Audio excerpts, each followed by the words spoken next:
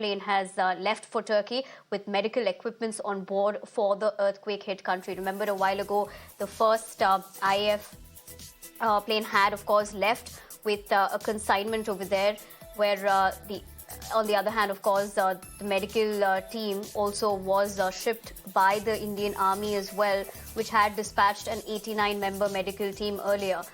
But the latest that we're picking up is that the second IAF plane has left for Turkey with medical equipments on board. Remember, my colleague Rishabh had earlier also pointed out that this was the latest development that we would be expecting in a while. But just to tell our viewers a little bit about the initial shipment that they had also sent, the medical team, of course, comprised of critical care specialist team, including orthopedical surgical team, central surgical specialist team, medical specialist teams, apart from other, of course, medical teams.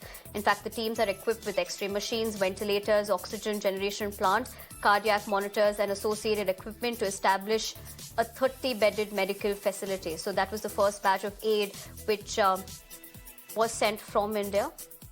Let me cut across to my colleague Shreya joining me over the phone lines on more on this. Shreya, we're of course picking up that this is the second IAF plane which is left for Turkey with medical equipments on board.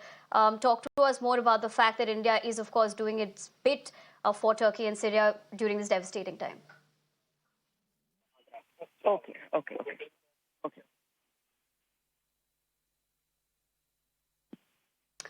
All right, Shreya, if you can hear me.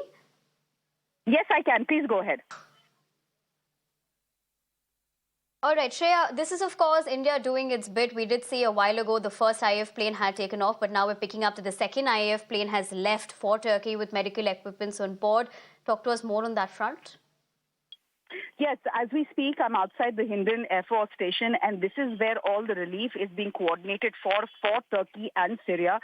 So right now, as we speak, there is a C-130 that is being loaded with medical equipment, with oxygen cylinders, with stretchers, with medicines, with cardiac machines, etc., so that it can be of help in Syria. Because do remember, although we are calling this a Turkish earthquake, fact is that this earthquake has also equally devastated the war-torn country of Syria. So there is the C-130 of the Indian Air Force that is on standby, currently being loaded with medical equipment, facilities, medicines, etc. And it will directly from here be flying to Damascus. So that is something that should happen in the next hour or so.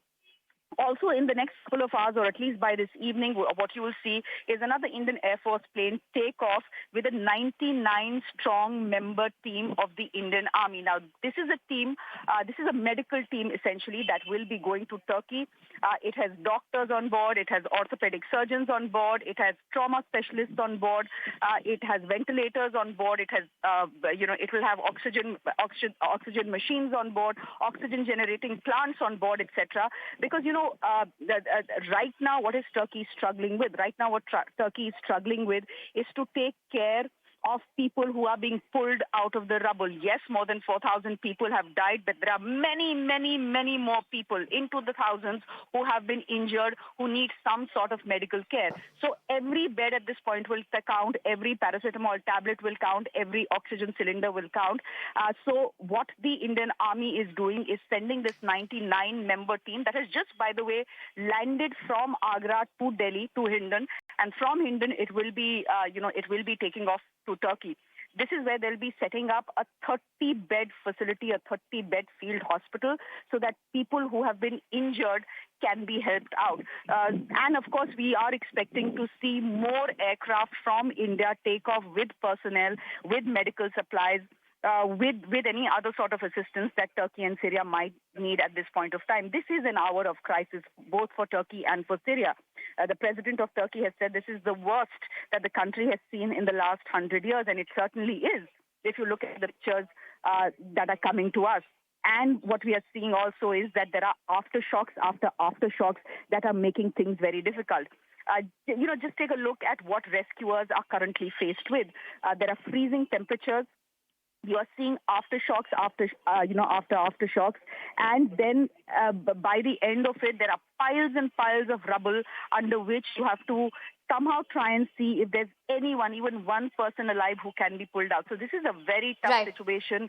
Right, Shreya. For the moment, Turkey of course, thank you very much for getting us the latest on that. We'll keep coming back to you as we have more inputs. But like Shreya did point out, the second IAF plane has left for Turkey with medical equipment. We're going to keep a close eye on that story and all other stories here on Mirror Now. But that's all I have for you in this edition of Mirror at 1. Thank you very much for watching. But stay tuned. News, views and updates to continue today.